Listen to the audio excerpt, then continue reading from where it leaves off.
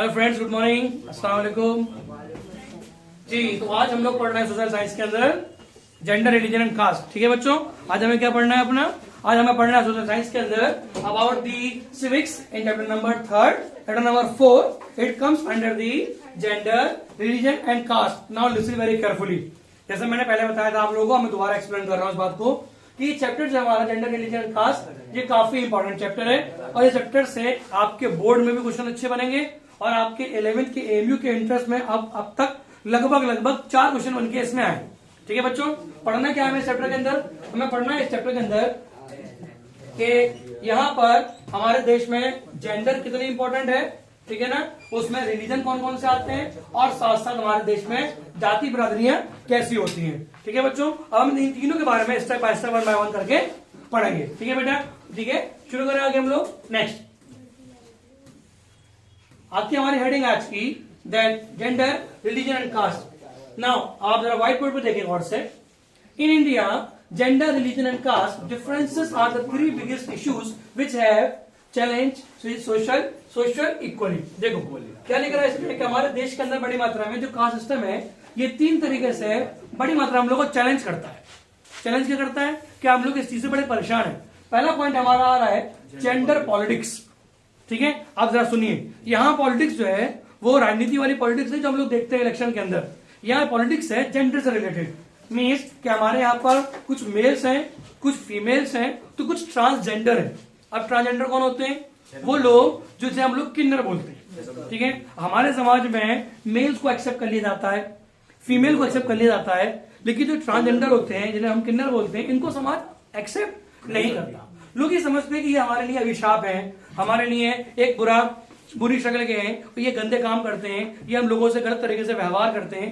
ठीक है, जबकि उनकी अपनी फीलिंग्स क्या है इस बारे में कोई नहीं सोचता। ठीक है, तो सरकार इस बारे में सोचती है और सरकार आप लोगों को क्लास 10th लेवल पर, ठीक है, तैयारी पर्पज से आप लोगों को एक्सप्लेन करना चाहती है कि भाई हम लोग इन लोगों की भी बारे में सोचें और इनकी जिंदगी को भी हम लोग समझने की कोशिश करें। ठीक है बच्चों, पॉइंट नंबर 1 देखें। पॉइंट नंबर 1 क्या कर रहा है इसमें?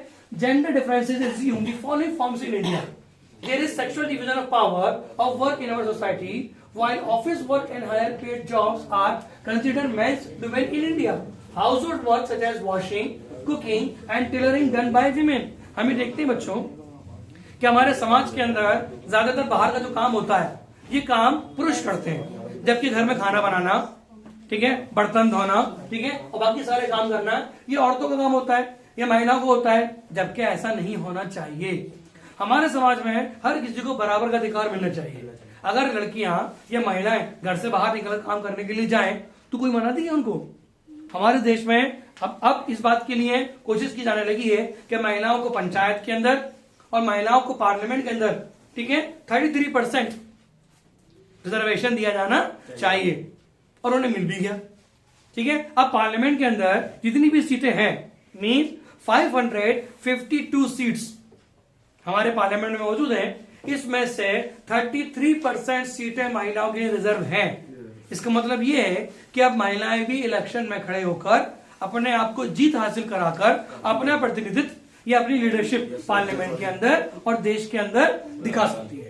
ठीक है ना, तो हमारे देश में भी कह सकते हैं कि महिलाएं यहाँ पर सिर्फ इसलिए नहीं है कि वो बड़ी मात्रा में क्या करें कि वो कपड़े धोएं, खाना बनाएं, ठीक है, या फिर कपड़े सिएं, ये काम ना करें, बल्कि महिलाएं बड़ी मात्रा में इस देश के विकास में अपनी भागीदारी भी सुनिश्चित करें। ठीक है बच्चों, चलिए आगे बढ़ते हैं हम लोग। आगे लिख रहा है, it is only when these forms of work because paid jobs and do men readily accept them. For example chef, even women work outside their homes. For example, they plug the fields in villages, fetch water, etc.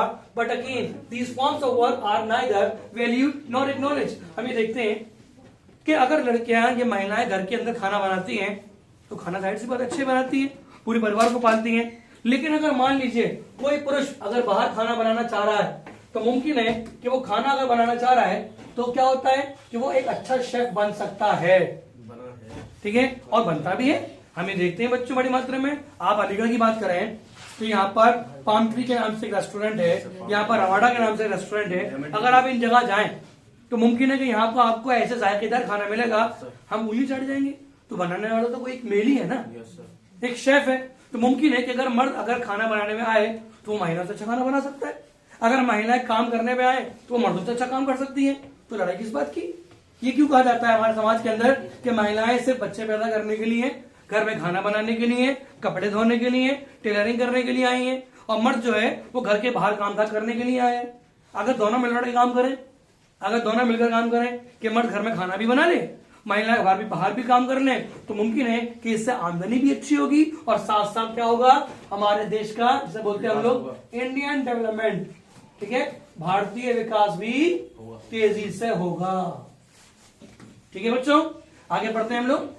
Although women constitute 50% of society, they do not enjoy equal power with men। और हम ये देखते हैं बच्चों कि हमारे समाज में कुछ महिलाएं ऐसी हैं जो बड़ी मात्रा में मर्दों के बराबर काम नहीं करती, अगर करती भी हैं तो उन्हें इक्वल पावर नहीं मिलती। सुने आगे, voting hard to gain voting and other democratic rights in many countries, while women in Scandinavian countries such as Finland and Norway। अब जरा सुनिए बच्चों गौर से, क्या लिख रहा है इसमें, स्कैंडिनेवियन कंट्री।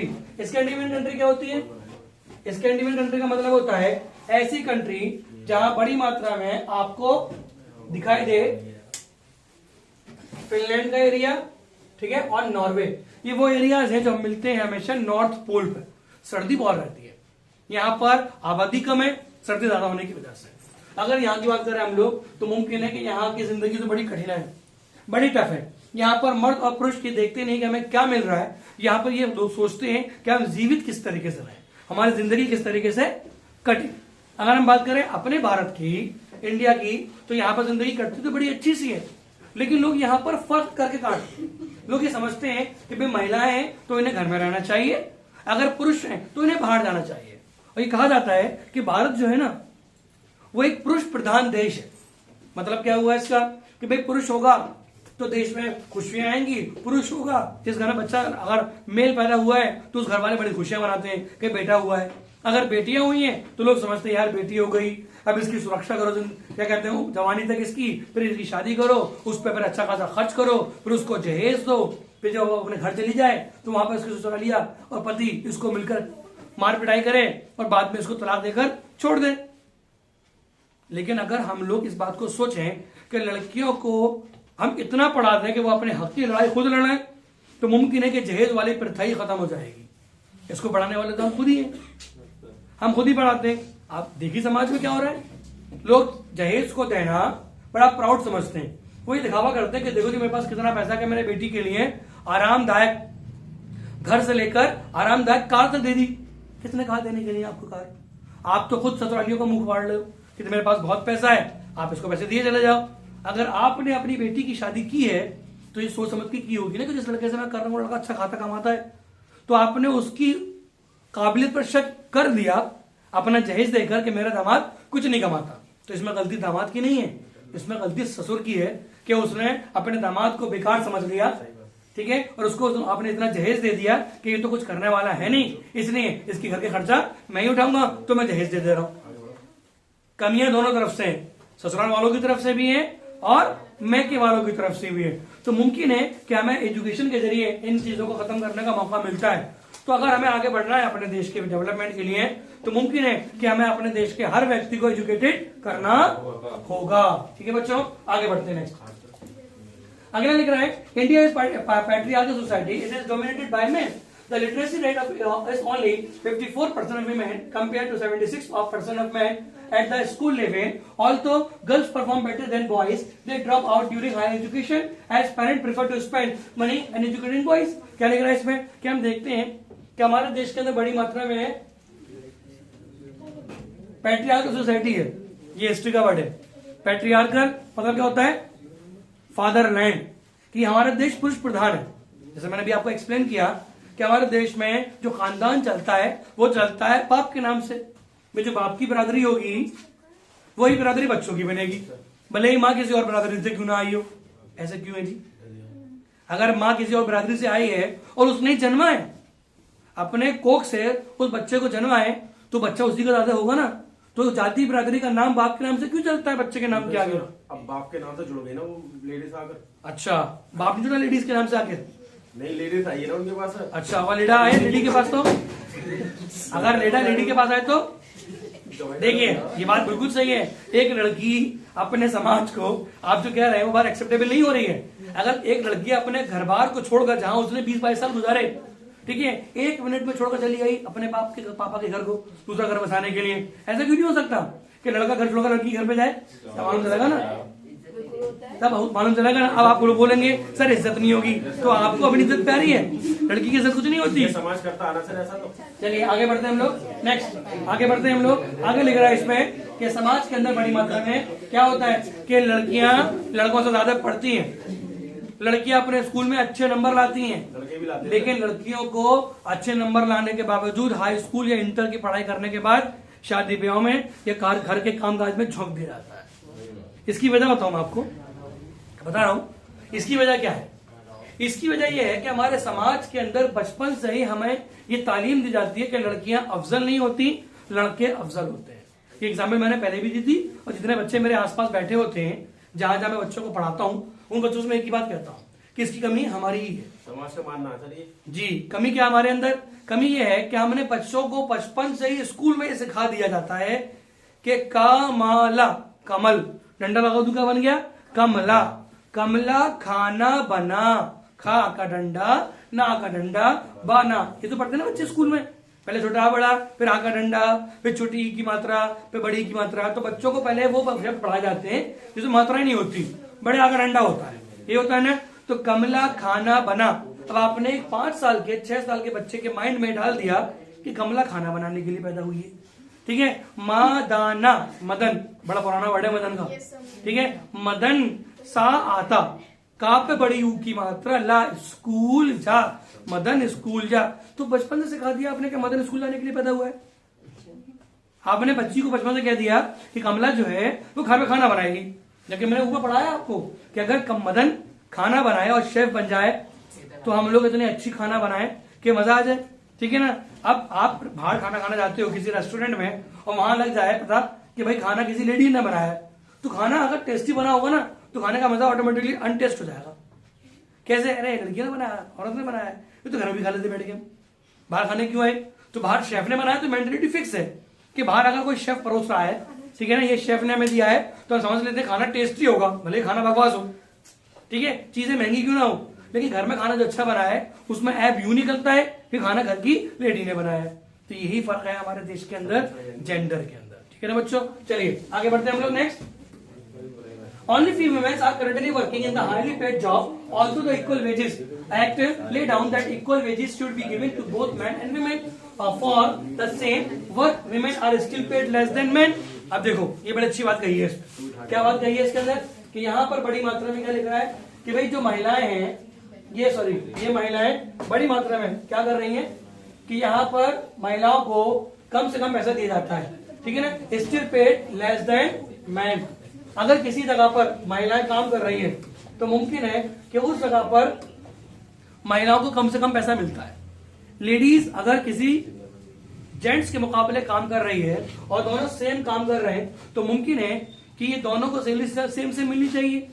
गवर्नमेंट एम्प्लॉयज के अंदर तो अभी ये कृपा है कि इक्वल है, जो सैलरी किसी जेंट्स को मिल रही है टीचिंग देने की, वही उसी पोस्ट पर अगर कोई लेडी अपॉइंट हुई तो उसको सेम सैलरी उतनी मिलेगी। लेकिन अगर हम बात करें और दूसरे ऑर्गेनाइजेशंस की, जैसे प्राइवेट इंस्टीट्यूशन भी आ जाता है, अगर वही सेम काम कोई महिला कर रही है, वही सेम काम कोई अगर पुरुष कर रहा है या मेल कर रहा है, तो इन दोनों में अंतर होता है कि मेल की सैलरी ज्यादा होती है बिल मुकाबले फीमेल की सैलरी, ठीक है। अब बेचारी फीमेल यूं एक्सेप्ट कर लेती है कि नौकरियां मिल नहीं रही हैं, ना होने से बेहतर है कुछ तो तनख्वाह आ रही है मेरे हाथ में, ना होने से बेहतर है कुछ तो पैसे मेरे हाथ में आ रहे हैं। तो मुमकिन है कि यहाँ पर बेचारी अपने आप को एक्सप्लॉइट करके वो काम धाम में लगी रहती है।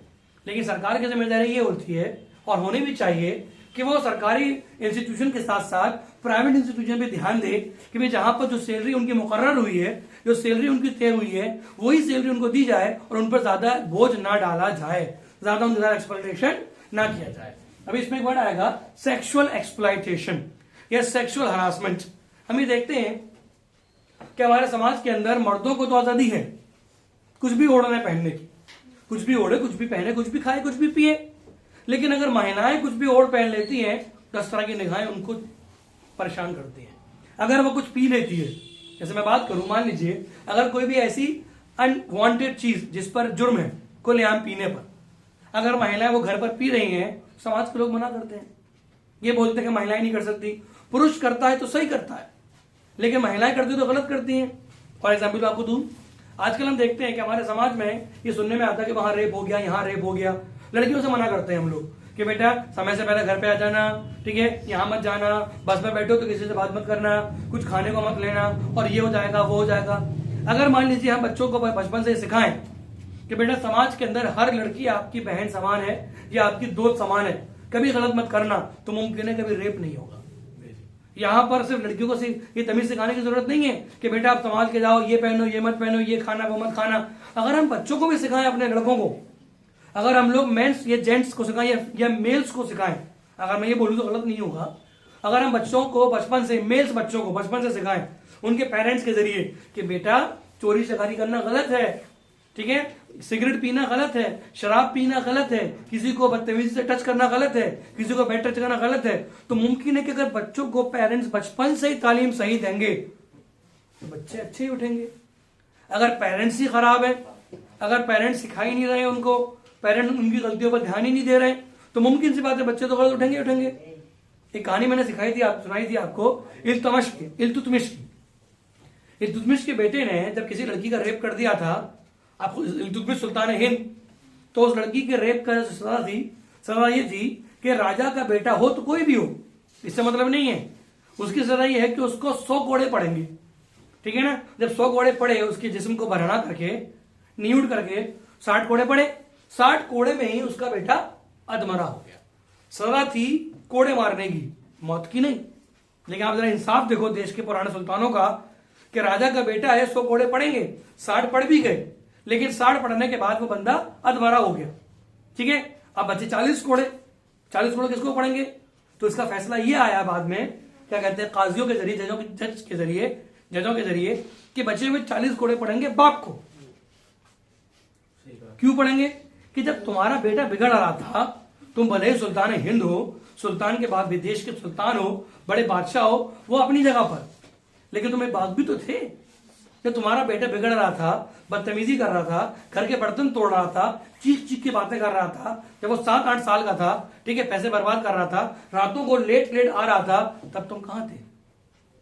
तब तुमने सोचा बच्चा है तो तुम्हारी जवानी हमेशा बनी नहीं रहेगी और उसका बचपन भी हमेशा बना नहीं रहेगा। वो जब बड़ा हो गया, बदतमीज हो गया, बेकार हो गया, किसी मतलब का नहीं रहा, तो मुमकिन है समाज में बदतमीजी करने लगा। अब वो समाज में बदतमीजी करेगा, साथ साथ तुम्हारी भी करेगा, वो तुम्हें भी परेशान करेगा।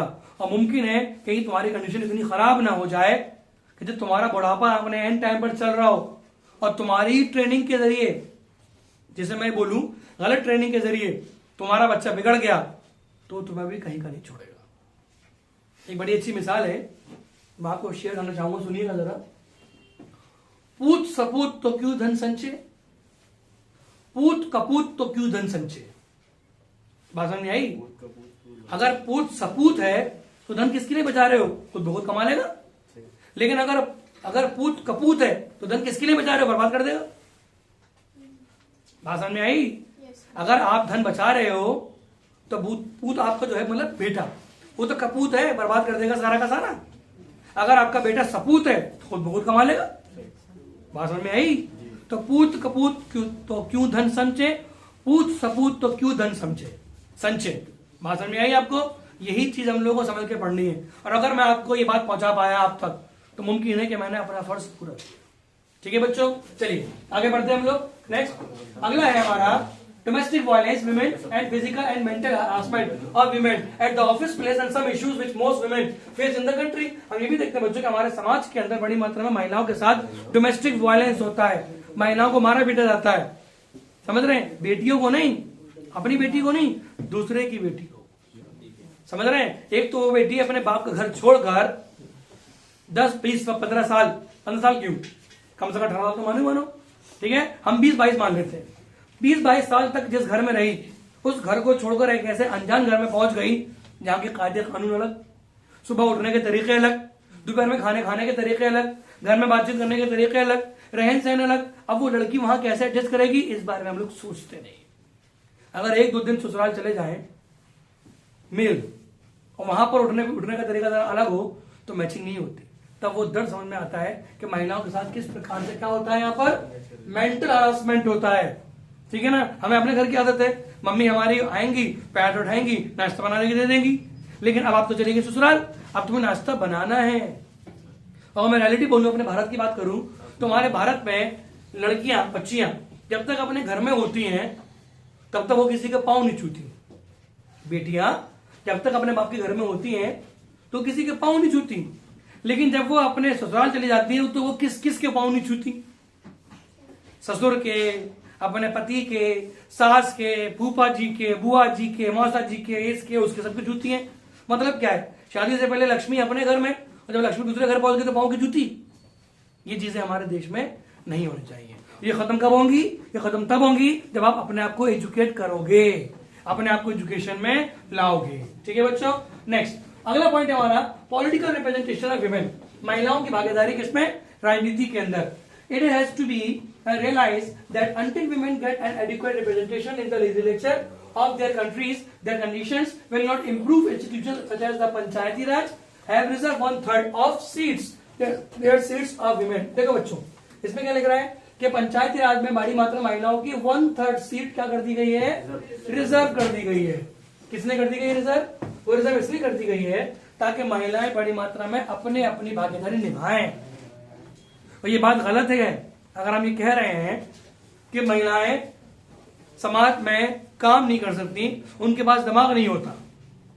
रियलिटी तो ये है बच्चों कि महिलाएं आज हवाई जहाज उड़ा रही हैं, महिलाएं ट्रेन चला रही हैं, महिलाएं मोटरसाइकिल चला रही हैं, महिलाएं सब कुछ कर रही हैं। तो महिला सब कुछ कर सकती हैं। जिस क्लास में बच्चे बैठे हुए, बच्चियां बैठी हुई हैं, लड़के भी हैं, लड़कियां भी हैं, और अगर मान लो वो क्लास PCMQ, फिजिक्स, केमिस्ट्री और मैथ की, अब उसी क्लास में लड़के भी हैं, लड़कियां भी हैं, तो लड़कियों की परसेंटेज ज्यादा क्यों आ रही है मैथ में, लड़कों की कम क्यों आ रही है? देखिए मैथ की जो लॉजिक, मैथ पढ़ते जो फॉर्मूले होते हैं, ठीक है, वो तो दोनों के लिए सेम है ना, लेकिन लड़कियां उस मैथ को अच्छे से सॉल्व कर पा रही हैं, लड़के नहीं कर पा रहे। तो सीधी सीधी बात है, यह बुद्धि है ना। जिसके पास दिमाग तेज तर्रार है वो काम कर पा रहा है, जिसके पास तेज तर्रार नहीं है वो नहीं कर पा रहा है। यूपीएससी का नाम सुना होगा आप लोगों ने, मैं अक्सर बात करता हूं यूपीएससी के बारे में। यूपीएससी में ज्यादातर लड़कियां टॉप कर जाती हैं, जबकि हमारे भारत का सबसे कठिन टेस्ट है, कठिनों में से नहीं बल्कि कठिन टेस्ट है, टॉपर तो यही आ रहा है। इसके बाद तो जेई और ये नीट का वगैरह का आता है, ठीक है, ये चल रहा है हमारा यूपीएससी। लेकिन हम देखते हैं कि इसमें लड़कियां टॉप कर जाती हैं, तो जाहिर सी बात है जब लड़कियां टॉप कर सकती है तो उनके पास दिमाग है ना, उनके पास एजुकेशन है ना, तो समाज इस बात को एक्सेप्ट कर क्यों नहीं रहा? बस ये चीज फर्क है हाई में और लोअर में। चलिए आगे बढ़ते हैं।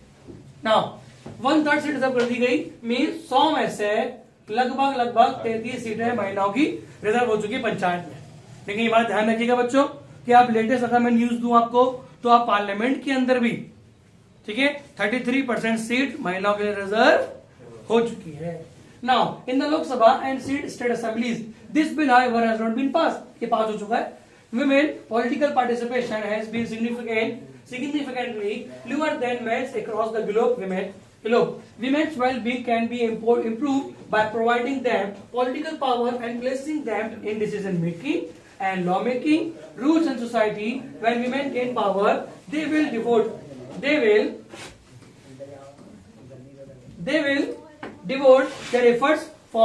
efforts to meeting women's demanding and finding answer to their challenge. देखो बेटा, इसमें क्या लिख रहा है कि महिलाओं के पास आज हर सवाल का उत्तर है, आज महिलाओं के पास हर सवाल का आंसर है। और जितने बच्चे मेरे को रिकॉर्डिंग पर देख रहे हैं, मेरे को यूट्यूब पर देख रहे हैं, ऑनलाइन देख रहे हैं, मैं उन सब लोगों से भी रिक्वेस्ट करना चाहूंगा कि अगर मैं जितनी बच्चियां मेरे को देख रही हैं, वो ये बच्चियां जो मेरे सामने बच्चियां बैठी हैं, बोलूंगा वैसे बोल रहा हूं, कभी अपने आप को आप कमजोर मत समझिए, किसी से कमजोर मत समझिए। जिसको कमेंट करना है वो कमेंट करके रहेगा। दुनिया के बारे में सोचना बंद कीजिए। आपको जो करना है आप वो कीजिए, आपने जो करना है आप वो कीजिए। क्लास 10th में आपको 95+ लाने बोर्ड में, और आपको 11th के इंटरेस्ट में AMU में अपना सिलेक्शन टॉपर्स लिस्ट में करना है। समझ रहे बच्चों? इंशाल्लाह। मैं ऐसा नहीं कर रहा हूं कि लड़कों को मैं डिमोटिवेट कर रहा हूं, मैं डिमोटिवेट नहीं कर रहा हूं, मैं लड़कियों को इसलिए सपोर्ट कर रहा हूं बेटा, क्योंकि हम सब जानते हैं कि हमारे समाज के अंदर महिलाओं की इज्जत जो है वो बहुत छोटी है। और मेरे पास जितने बच्चे बैठे हुए हैं, जो लड़के मैं यहाँ देख पा रहा हूँ, जो बच्चे मुझे ऑनलाइन देख रहे हैं, उन बच्चों से भी मुझे ये उम्मीदें हैं, सारे लड़कों से, कि उम्मीद है कि आप सब लोग भी टक्कर पर रहोगी। ठीक है, हमारा झंडा हमेशा बुलंद रहेगा, ठीक है, ऊंचा रहेगा। और 11 के इंटरेस्ट में हम ये दिखा देंगे कि इंशाल्लाह हम सब लोग उस समाज से निकल कर आए जहां एजुकेशन सिर्फ नाम मात्र की है। ठीक है, जहां पर सिर्फ खाना खा लूं, ठीक है, कपड़े पहन लूं, इसी में जिंदगी कट जाती है, और वहां पर लोग एजुकेशन के बारे में बात नहीं करते। तो आप लोग दिखा दीजिएगा इंशाल्लाह 11th क्लास के इंटरेस्ट में और बोर्ड में टॉप करके कि हम भी किसी से कम नहीं है। चलिए अगले पॉइंट पे आते हैं हम लोग। नेक्स्ट है women participation in India is lower than the global average. In India women make about 10% of legislature compare 90% globally. अब हमने देखा बच्चों कि हमारे समाज के अंदर बड़ी मात्रा में जो लेजिस्लेचर है, इस लेजिस्लेचर के अंदर क्या लग रहा है कि 10% महिलाएं क्या कर रही हैं, अपने आप को उसमें शामिल कर रही है। नेक्स्ट क्या लग रहा है, the panchayat in India women are under represented in state legislature only roughly 5% of the population। और ये देखते हैं बच्चों कि अगर हम स्टेट लेजिस्लेचर की बात करें, एक तो होता है सेंट्रल लेजिस्लेचर पार्लियामेंट, उसके दो पार्ट, लोकसभा राज्यसभा। इसी प्रकार से स्टेट में होता है। अब किसी किसी में दो पार्ट हो सकते हैं, किसी किसी में सिर्फ एक ही पार्ट होता है। स्टेट में क्या होता है, स्टेट लेजिस्लेचर और लेजिस्लेटिव काउंसिल, लेकिन ये सब में नहीं होता है। जब मैं ये चैप्टर पढ़ाऊंगा आपको तो मैं समझाऊंगा आपको अलग से कि हमारे क्या कहते हैं भारत में वो कौन कौन से स्टेट्स हैं जहां पर लेजिस्लेटिव असेंबली और लेजिस्लेटिव काउंसिल है। यूपी के अंदर लेजिस्लेटिव काउंसिल है। अब इन स्टेट असेंबलीज के अंदर महिलाओं की भागीदारी बहुत कम से कम है।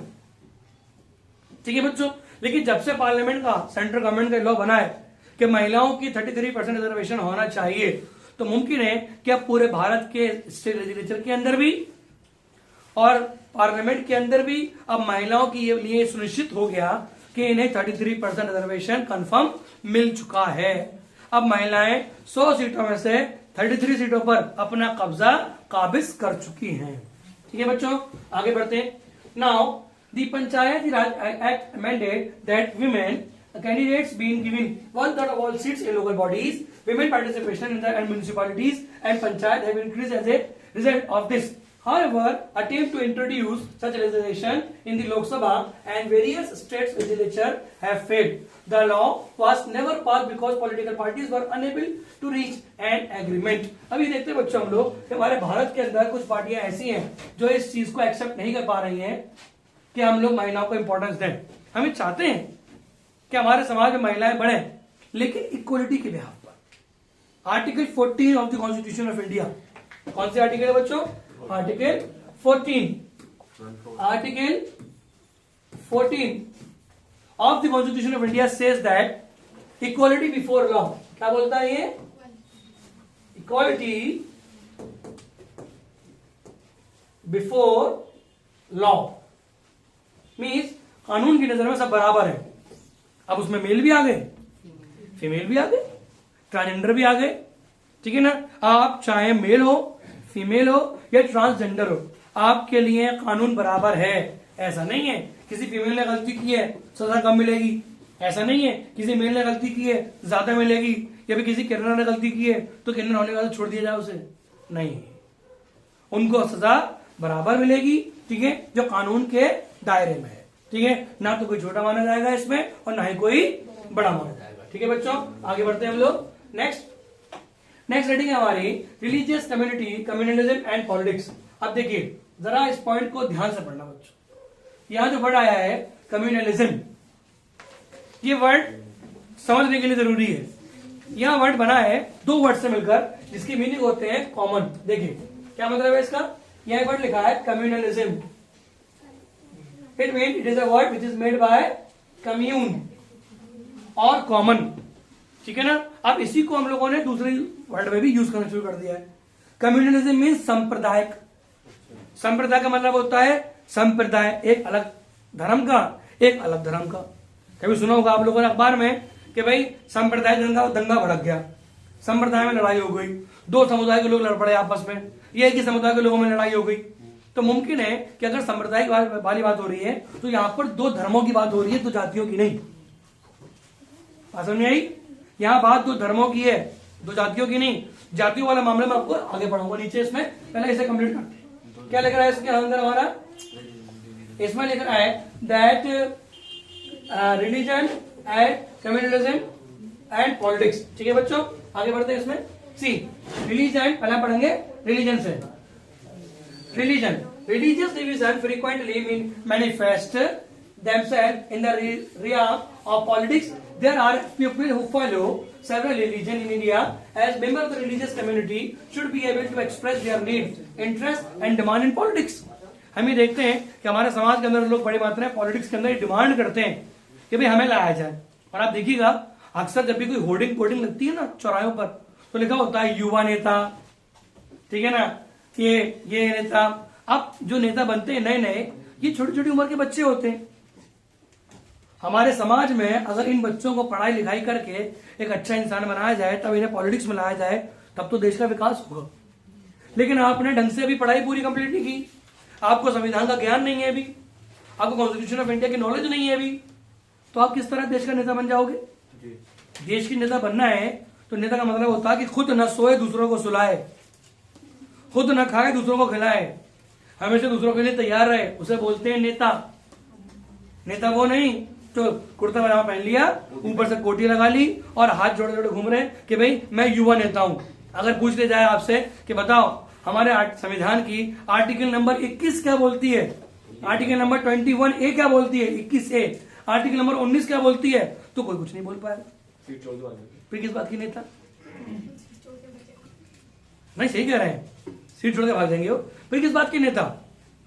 ठीक है बच्चों, तो जरा सुनिए आगे गौर से जरा कि रिलीजन क्या कहता है। रिलीजन सिखाता है हम लोगों को कि भाई हमें अपने धर्म को इंपॉर्टेंस देनी चाहिए, हमें धर्म के साथ रहना चाहिए, लेकिन अपने धर्म के नाम पर किसी दूसरे बंदे को जबरदस्ती जवाब नहीं देना चाहिए। हमें कभी ये नहीं कहना चाहिए कि मेरा धर्म इंपॉर्टेंट, तुम्हारा धर्म नॉट इंपॉर्टेंट, मेरा धर्म सुपीरियर, तुम्हारा धर्म इंफीरियर। हमेशा ये कहना चाहिए कि आपका धर्म आपकी जगह पर, मेरा अपनी जगह पर, दोनों धर्म बराबर हैं। ना तो कोई हमारे देश में छोटा है और ना ही कोई हमारे देश में बड़ा है। नेक्स्ट पॉइंट सुनिए, अगला पॉइंट है family law. These are the law that govern family related issues such as marriage, divorce, inheritance and adoption etcetera. Different family law apply to people of various religion in our country. हम ये देखते हैं बच्चों के हमारे देश के अंदर, बल्कि मैं अगर अलग अलग देशों की बात करूं तो हर कंट्री में अपने अलग अलग फैमिली लॉ बने हुए हैं। हमारे देश में भी फैमिली लॉ। फैमिली लॉ क्या होता है कि भाई फैमिली को आपको किस तरह चलाना है, फैमिली में क्या कुछ काम करना है, फैमिली में आपको किस तरीके से प्लानिंग कर रही है, क्या पति पत्नी दोनों काम करेंगे, काम किस तरह का होना चाहिए, अगर बिजनेस करेंगे तो बिजनेस में किस तरह काम करें। क्लास 10 की बुक में इकोनॉमिक्स में एक वर्ड आया है डिस्गाइज अनएम्प्लॉयमेंट। क्या सुना हो आप लोगों ने? Disguise unemployment. ठीक है बच्चों, क्या होता है डिस्गाइज अनएम्प्लॉयमेंट? डिस्गाइज, अगर मैं बात करूं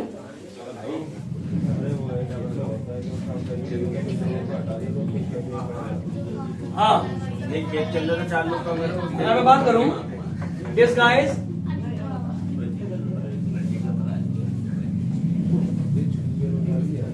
अनएम्प्लॉयमेंट की, तो मुमकिन है ऐसे बोलते हैं हम लोग हिंदी में छुपी हुई बेरोजगारी।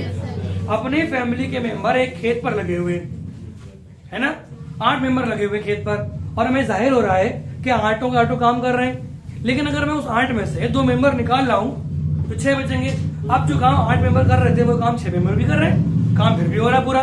तो मुमकिन है कि जो लोग ज्यादा लगे हुए थे they are called the disguise unemployed. इनकी जरूरत नहीं है हमें, लेकिन फिर भी लगा रखा है। तो हम ये देखते हैं कि हमारे देश के अंदर बड़ी मात्रा में फैमिली लॉ के तहत कुछ लोग अपने खुद के फैमिली व्यापार में लग जाते हैं, फैमिली ट्रेड में लग जाते हैं, फैमिली फार्मिंग में लग जाते हैं। तो मुमकिन है कि अगर हम लोग इनको किसी और फील्ड पर लगाएं फैमिली लॉ के तहत, तो हम लोग इससे अपने आप का विकास, अपने समाज का विकास और साथ साथ फाइनली अपने देश का विकास भी कर सकते हैं। ठीक है बच्चों, आगे बढ़ते हैं।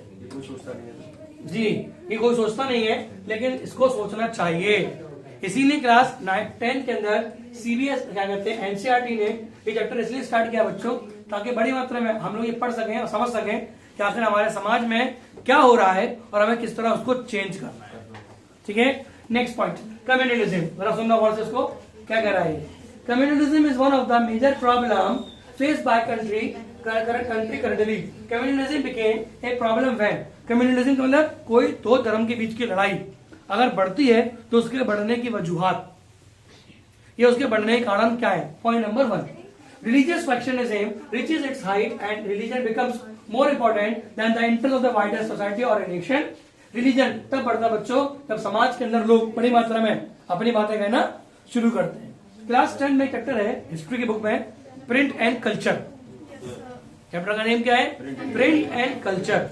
ठीक है, इसका मतलब ये है कि जब प्रिंट आया तो प्रिंट के आने के बाद से कल्चर शुरू हुआ। जब कल्चर आया तो लोगों ने अपनी आप बीती लिखना शुरू की।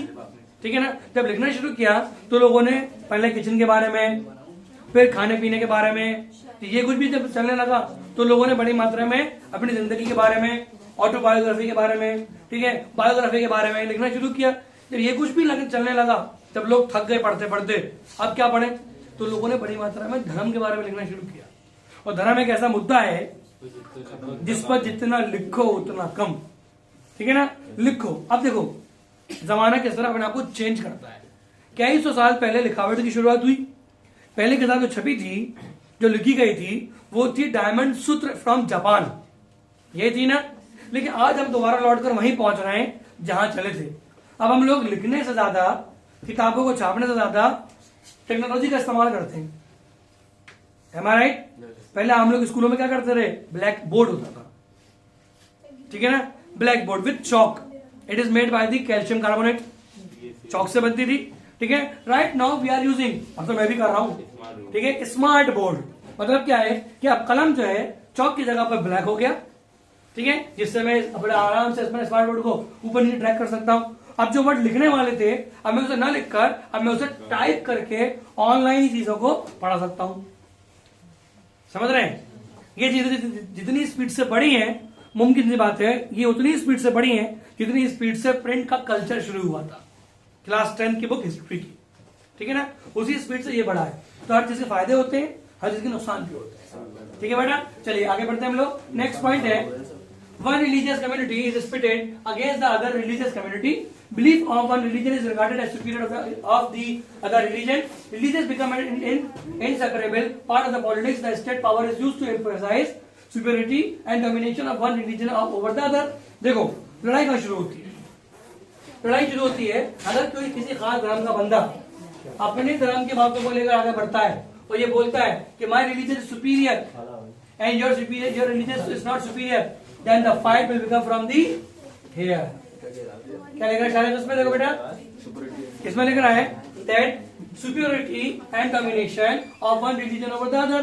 अगर कोई बंदा अपने धर्म को इंपॉर्टेंस देकर सामने वाले धर्म को इंफीरियर दिखाए, तो ये बोले कि मेरा धर्म अच्छा है, तुम्हारा धर्म अच्छा नहीं है, तो मुमकिन है कि यहां से लड़ाई झगड़ा शुरू होगा. समझदारी इसी में ही है, अगर आप पढ़े लिखे हो और दिमाग वाले भी हो. दो तरह के लोग होते हैं, एक तो वो जो डिग्री धारक होते हैं, कहीं से बनवा के ले आते हैं या चोरी चकारी करके या फिर चीटिंग वीटिंग करके पढ़ा लेते हैं, है ना, और पढ़े लिखे बन जाते हैं. उनकी डिग्रियां लटकी होती हैं रेंचो की तरह दीवार पे, है ना. रेंचो महाराज नाम सुना होगा आपने, रेंचो. अब कुछ लोग वो होते हैं जिन्होंने पढ़ाई को पढ़ा है दिमाग से, रट्टाफिकेशन नहीं की है. और मैं आप लोगों से बार बार बोलता हूं, फिर बोलूंगा कि कभी भी आप स्टडी को ओरली मत पढ़िए, उसको समझ के पढ़िए. अगर कॉन्सेप्ट क्लियर है आपके, तो कभी भी आपको तारीख याद करने में, डेट याद करने में दिक्कत नहीं आएगी. समझ रहे बच्चों? पढ़ा लिखा होना तो दो तरीका होता है, एक तो पढ़ा और लिखा होना, एक होता है खाली सरसरी तौर पर. तो आप सब लोग दिमाग से पढ़े हुए हो, दिमाग पर जोर डाल के पढ़ो कि अगर मैं जो पढ़ रहा हूं ये मेरे समाज के लिए किस तरह फायदेमंद हो सकता है, किस तरह मेरे लिए फायदेमंद हो सकता है और किस तरह देश के लिए फायदेमंद हो सकता है. ठीक है बच्चों, अगर आप पढ़े लिखे हैं लेकिन आपके पास दिमाग नहीं है, तो आपके दिमाग में कचरा भरा है. समझ रहे हैं? और 11th के इंटरेस्ट के लिए मैं आप लोगों से बार बार बोल रहा हूं, और आपके बोर्ड के इंटरेस्ट के लिए बोल रहा हूं, बोर्ड के एग्जाम के लिए. अगर आपने क्वेश्चन को समझ के पढ़ लिया, व्हाट आई एम सेइंग, अगर आप लोगों ने क्वेश्चन को पढ़ के समझ लिया तो मुमकिन है कि आपने आधा आंसर दे दिया. अगर आप लोगों के समझ में क्वेश्चन ही नहीं आ रहा तो आंसर तो गलत दोगे, चाहे वो एमसीक्यू की शक्ल में हो, चाहे वो सब्जेक्ट की शक्ल में हो. तो समझदारी क्या है बच्चों, कि पहले क्वेश्चन को समझ के पढ़िए. अगर हिंदी में लिखा है तो हिंदी में पढ़ लीजिए, अगर म्यूचुअल लिखा तो इंग्लिश में पढ़ लीजिए, क्वेश्चन को समझ के पढ़िए। अगर क्वेश्चन समझ में आपके आ गया तो मुमकिन है कि आपने उस क्वेश्चन का आंसर आधा दे दिया, तो सिलेक्शन कैसे नहीं होगा, 100% होगा। पर सोचना पड़ेगा यहां से नहीं, ये तो किसी और के पास है। चलिए बेटा आगे बढ़ते हैं। नेक्स्ट पॉइंट है हमारा, in politics communalism can require various form. These are, हम देखते हैं बच्चों कि हमारे देश में जो पॉलिटिक्स है कम्युनलिज्म की, वो दो तरीके से काम करती है। Number 1, when religious belief of a person involve prejudice and stereotype claiming one religious ideas of to be superior to the other. जैसे मैंने भी एक्सप्लेन किया कि हम लोग अपने रिलीजन को बढ़ाते हैं, दूसरे रिलीजन को छोटा करते हैं। When a majority community tries to establish its domination over the other communities with the help of the state, minority communities under such circumstances retaliates by demanding the formation of separate state. For them, political mobilization or religion rights occurs when religious symbols and leaders make an emotional appeal to the people in order to bring the members of a particular community together. देखो, समाज में अक्सर देखा जाता है कि अगर कहीं धर्म के नाम पर लड़ाई हो रही है तो सरकार के जो अधिकारी होते हैं, सरकार खुद भी उस समाज के बड़े बड़े बुद्धिजीवियों को, बुद्धिजीवी कौन होते हैं, बुद्धिजीवी वो लोग होते हैं जो मजहबी तौर पर पढ़े लिखे होते हैं और एजुकेशनली भी पढ़े लिखे होते हैं। अब ये ऐसे लोग होते हैं जो अपने दिमाग का इस्तेमाल करते हैं लोगों की भलाई के लिए, बंटवारे के लिए नहीं। तो कोशिश क्या करती है गवर्नमेंट, कि गवर्नमेंट ऐसे लोगों को लाती है और इन लोगों से क्या करवाती है, इन लोगों को बैठाती है एक कम्युनिटी में और इनसे बोलती है कि सर जी जरा ध्यान दीजिएगा, आने वाले समय में अगर किसी मुद्दे पर लड़ाई हो जाए किसी खास कम्युनिटी के बीच में, तो आप दोनों कम्युनिटी के लोग बैठे हो यहाँ पे, समझदार भी लग रहे हो, पढ़े लिखे भी लग रहे हो, मुमकिन है कि आप मुद्दों को संभाल लीजिएगा। ऐसा ना हो कि अगर आपने मुद्दों को भड़का दिया तो अभी तो जान जाने वाली थी एक दो की, कहीं ऐसा ना हो कि पूरे समाज में लोगों की जाने चली जाए। तो ये जो लोग पढ़े लिखे लोग होते हैं, धार्मिक लोग, इन लोगों से ये उम्मीद की जाती है कि ये समाज को बांध के रखे धर्म के नाम पर, ना कि समाज को बांट के रखे धर्म के नाम पर। अगर धर्म के नाम पर बैठोगे तो खत्म हो जाओगे, ठीक है, खत्म हो जाओगे। लेकिन धर्म के नाम पर अगर आप मुमकिन है सही चलोगे तो आप भलाई करोगे। और कोई धर्म ये नहीं बोलता कि आप कभी किसी के साथ गलत कीजिए, बल्कि सारे के सारे धर्म ये बोलते हैं कि हमेशा हर किसी का भला कीजिए, अच्छे कर्म किए जा, फल की चिंता मत कर। ये महाभारत में लिखा है।